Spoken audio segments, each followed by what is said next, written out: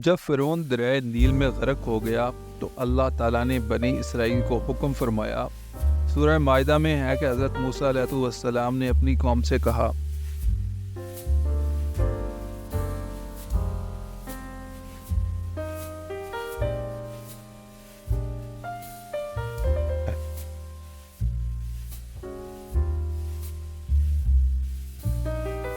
भाइयों, शाम का मुकद्दस मुल्क जो खुदा ने तुम्हारी तकदीर में लिख दिया है, इसमें दाखिल हो जाओ और दुश्मन के मुकाबले में पीठ न फेरना। अगर ऐसा करोगे तो तुम उल्टे घाटे में रहोगे।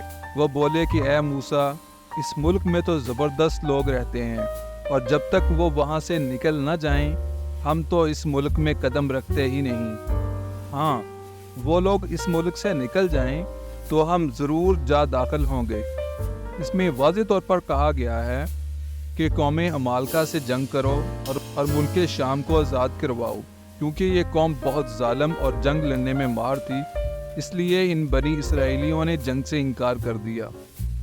हालांकि इनकी तादाद इस वक्त 6 लाख के करीब थी। इस नाफरमानी की ये सज़ा मिली कि वो 40 साल तक तकरीबन 43.5 किलोमीटर के रकबे की एक मैदान में भटकते रहे। ये लोग सामान उठाकर सारा दिन चलने के बाद रात में किसी जगह आराम करते और जब सुबह होती तो वहीं मौजूद होते जहां से चले थे। इस जगह को मैदान तैया यानी भटकते फिरने की जगह कहा जाता है। हज़रत सैयदना मूसा अलैहिस्सलाम भी इस मैदान में मौजूद थे। हज़रत मूसा अलैहिस्सलाम ने अल्लाह ताला से दुआ की और बनी इसराइल के खाने के लिए हफ्ते के दिन के अलावा रोज़ाना आसमान से 2 खाने यानी मन और सलवा नाजिल होने लगे।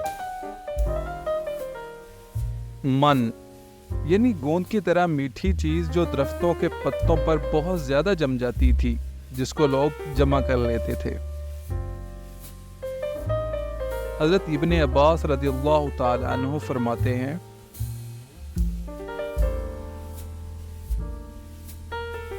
बनी इसराइल पर नाज़िल होने वाला मन 2 तरंजीन की तरह था। हज़रत कतादा रज़ियल्लाहु ताला अन्हु फरमाते हैं,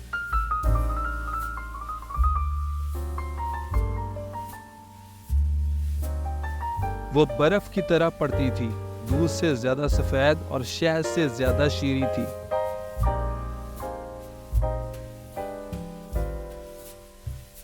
सलवा एक बटेर की तरह का परिंदा था जो जिसामत में कबूतर से थोड़ा बड़ा था। ये बहुत ज्यादा आते जिनको लोग पकड़ लेते और खुशगवार गुज़ा के तौर पर इस्तेमाल करते थे। कुछ मुफस्सरीन के मुताबिक ऐसी चीज़ थी जिसे रब ताला ने बनी इसराइल को बिना किसी मेहनत के अता करता था। जैसा कि कुरान पाक में इरशाद बारी ताला है, और हमने तुम पर अबर का साया किया और तुम पर मन और सलवा उतारा।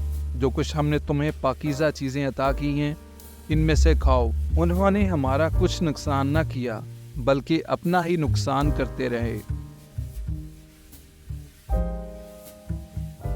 बनी इसराइल ने इन नियमतों की नाशुक्री की और ज़्यादा जमा करना शुरू कर दिया।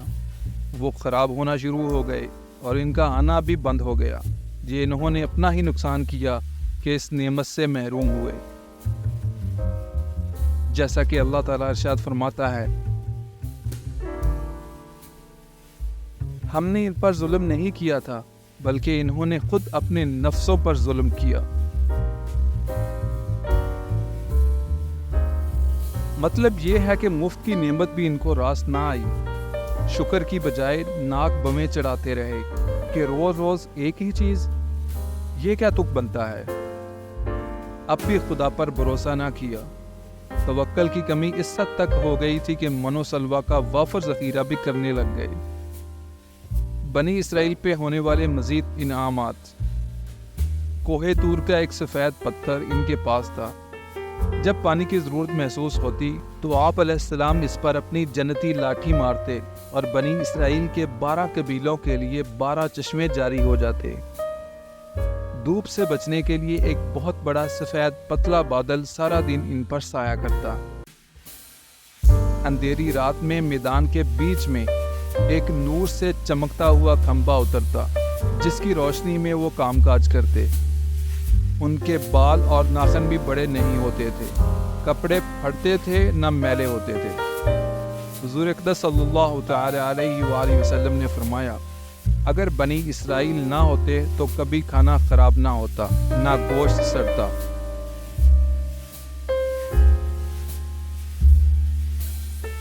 کھانے کا خراب ہونا اور گوشت کا سڑنا اسی دن سے شروع ہوا جب بنی اسرائیل نے اسے جمع کرنا شروع کیا۔